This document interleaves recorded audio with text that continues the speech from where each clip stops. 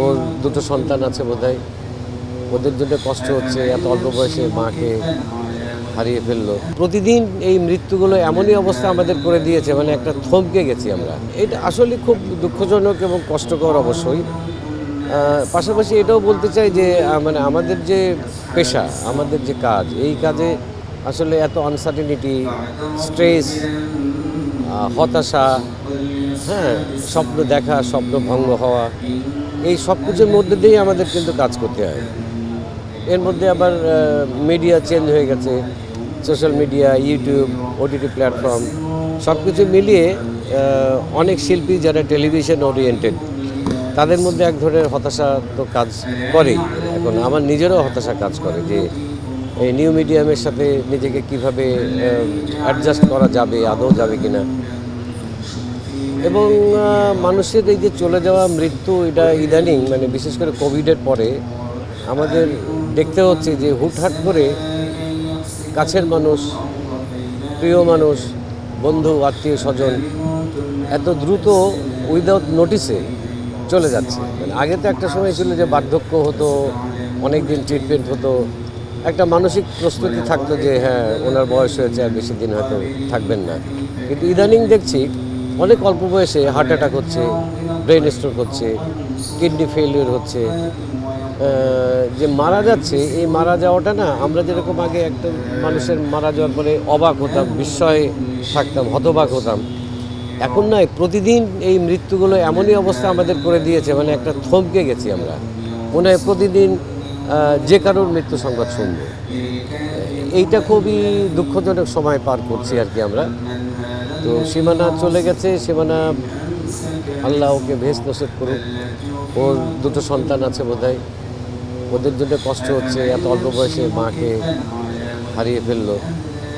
ওদের জন্য আল্লাহর কাছে দোয়া করি, ওরা যেন এই কষ্টটা সহ্য করতে পারে, ঠিকঠাক মতো বড় হতে পারে, মানুষ হতে পারে। ভেতরের অবস্থা বা পারিবারিক অবস্থা কী ছিল এগুলো সম্পর্কে আমার সাথে কোনো কথা হয়নি। হ্যাঁ, শুধু একদিন টেক্সট করেছিল, ভাই আমি জানি না কী ছিল, নিশ্চয়ই কোনো ব্রেন স্ট্রোক তো খুব সহজ কিছু না, নিশ্চয়ই কোনো মানসিকভাবে হয়তো তার কষ্ট ছিল, হতে পারে যে কোনো কারণে, জানি না। মানে হায়াত বোধ আল্লাহর কাছে, তো আল্লাহ কখন তার বান্দাকে নিয়ে যাবেন সেটা আসলে আমরা। ওর অভিনয়ের ব্যাপারে, অভিনয় করার জন্য এত ডেডিকেটেড এবং কমিটেড ছিল যে মনে হয় যে ও অভিনয় ওর জীবন। এখনকার নিউ জেনারেশনের চ্যানেল মেয়েদের মধ্যে এই ডেডিকেশন, কমিটমেন্টের অভাব আছে বলে আমার মনে হয়। সীমানা এবং সীমানার সময়, ওই সময় অনেকেই লাক্স চ্যানেল আই থেকে যারা এসেছিলেন, নাফিজা থেকে শুরু করে বিন্দু, এরা পরবর্তীতে তাদের নিজেদের যোগ্যতার প্রমাণ রেখেছে। তো সীমানা তো অনেক ভালো অভিনয় করে, দেখেছেন সাকিন সারিসরি, কলেজ স্টুডেন্ট, আলতা সুন্দরী, পরবর্তীতে হাড়কিপ্টে, অনেক নাটকের সাথেও কাজ করেছে। অভিনয় অন্তপ্রাণ বলতে যেটা বোঝায় আর কি। মাঝখানে গ্যাপ হয়েছে, অনেক দিনের গ্যাপ, সংসার করলো। এই 1 মাস আগে আমার মনে আছে, 1টা মাস আগেও আমাকে টেক্সট করলো যে ভাইয়া আমি আবার অভিনয়ে কামব্যাক করতে চাই এবং আপনার হাত ধরেই কামব্যাক করতে চাই, যেহেতু আমার শুরু আপনার কাছে।